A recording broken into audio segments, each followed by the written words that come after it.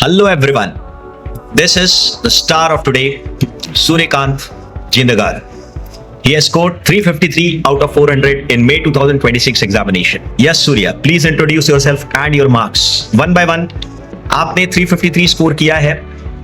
आपने कब ट्यूशन हम लोगों का ज्वाइन किया था सूर्या?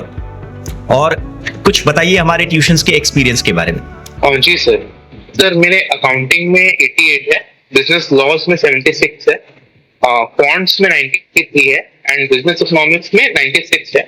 तो मैंने रिकॉर्डेड लेक्चर्स ज्वाइन किए थे आपके, ऑनलाइन भी लिया था बट ऑनलाइन में कैचअप नहीं कर पाया था क्योंकि मैंने एक महीने बाद अगस्त में स्टार्ट हुआ था बैच, तो मैंने सितंबर में ज्वाइन किया.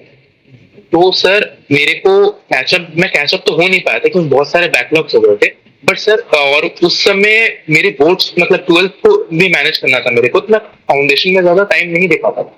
सर आपके क्लासेस से एक बेनिफिट मुझे ये होता था कि आप जो भी बात समझाते थे उसको 2-3 बार दोहराते थे और इतने सिंपल वर्ड्स में दोहराते थे कि फिर बाद में सेल्फ स्टडी करने का उसको जरूरत नहीं पड़ता था, वो दिमाग में बैठ जाता था. तो सर ये वाला बेनिफिट मुझे बहुत लगा था एंड सारे क्लासेस बहुत इजी टू अंडरस्टैंड कि मतलब कोई एवरेज बच्चा भी उसे समझ पाता था. Great Surya, wonderful. आप कुछ पर्टिकुलर एस्पेक्ट्स बताइएगा सब्जेक्ट्स के बारे में कि अलग अलग सब्जेक्ट्स में आपका क्या क्या एक्सपीरियंस रहा. सर अकाउंट्स में जो है हार्ड क्वेश्चन इजी क्वेश्चन वगैरह आपने सब डिवाइड करके रखा था, तो उसमें मतलब इजी मतलब अगर चैप्टर में कॉन्फिडेंस लाना था तो मीडियम क्वेश्चन लेवल और हार्ड इजी क्वेश्चन लेवल पे कॉन्फिडेंस आता था.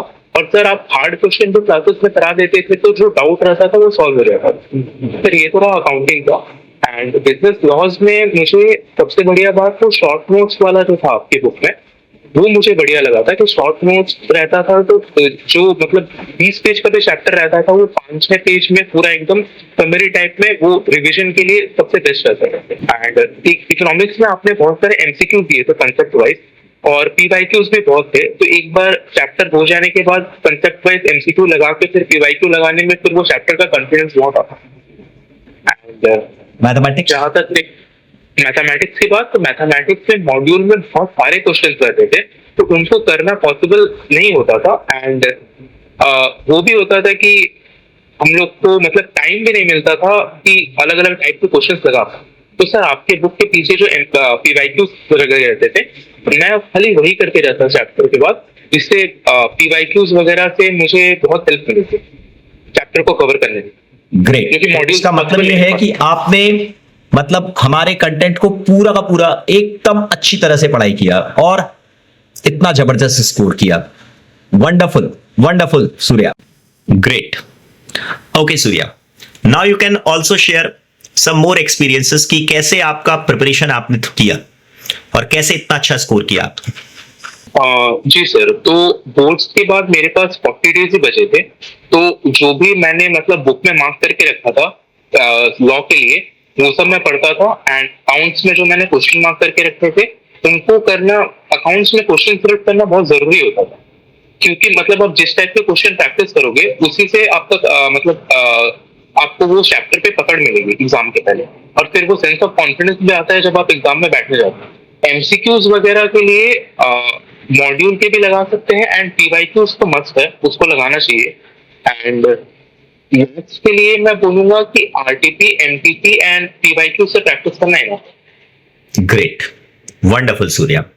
तो अब आप बताइए कि हमारे मतलब क्लासेस में आपको और क्या एक्सपीरियंस हुआ आपका, जैसे मतलब पढ़ाने का ट्रिक कैसा लगा और कैसे क्वेश्चंस हम लोग सॉल्व करते रहे, कंसेप्ट्स पर हम लोग क्या फोकस करते थे, उसके बारे में थोड़ा बताइए. तो सर आप चैप्टर के कोर कंसेप्ट में बड़ा फोकस करते थे जो कि मुझे बहुत अच्छा लगता था. आप कोई भी चैप्टर में जितना भी टाइम लगे आप बहुत इन डेप्थ में जाते थे, और क्योंकि मैंने आपका रेगुलर बैचेस लिया था इससे भी मुझे ये बेनिफिट मिला कि जब रिविजन करने जाता था तो मेरे पास एक जगह लिखा हुआ था कि आपने ये बात बोली थी, तो वो क्वेश्चंस को जब मैं रिवाइज करता था तो पूरे क्लासेस की बात याद आ जाती थी. ग्रेट. और आपके क्वेश्चन में 30-40 मिनट देते थे अकाउंट्स के, जिससे हार्ड क्वेश्चंस को फिर करने में जब सेकंड बार जब हम लोग करते थे तब दिक्कत नहीं आती थी क्योंकि वही सब बातें लिखी हुई रहती थी और वही सब पहले किया हुआ रहता था. एंड सब स्टेप बाय स्टेप एक्सप्लेनेशन भी मैं साइड में लिखा. मतलब आप ये बोलना चाहते हैं कि हम लोग सारे की सारी चीज स्टार्टिंग में एकदम अच्छी तरह से कंसेप्ट्स को डिस्कस कर लेते थे, उसके बाद हम लोग क्वेश्चंस को किया करते थे, तो that will be the best thing I believe. चलिए बहुत अच्छे, वेरी गुड, थैंक यू। और आपका क्या एक्सपीरियंस रहा हमारे ट्यूशन में? सर लॉ के एग्जांपल्स बड़े अच्छे लगते थे। हाँ, लॉ के एग्जांपल्स बहुत अच्छे रहते थे।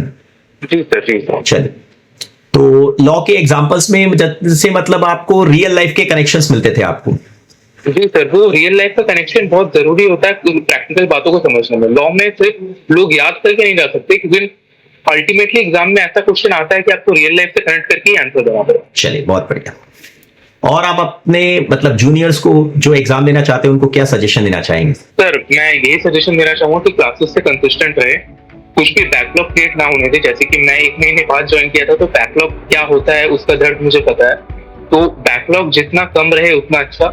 क्लासेस से कंसिस्टेंट रह के क्लासेस के बाद जो 1-2 घंटे की सेल्फ स्टडी है वो करें, एंड क्लासेस खत्म होने के बाद जो भी मतलब रिवीजन करना है उसको प्रोक्रास्टिनेट करके एंड के लिए ना छोड़ो, ताकि एंड में जो है आरटीपी, एमटीपी, पीवाईक्यूज वगैरह पे ध्यान दे पाए। चलिए बहुत अच्छे, थैंक यू सूर्या।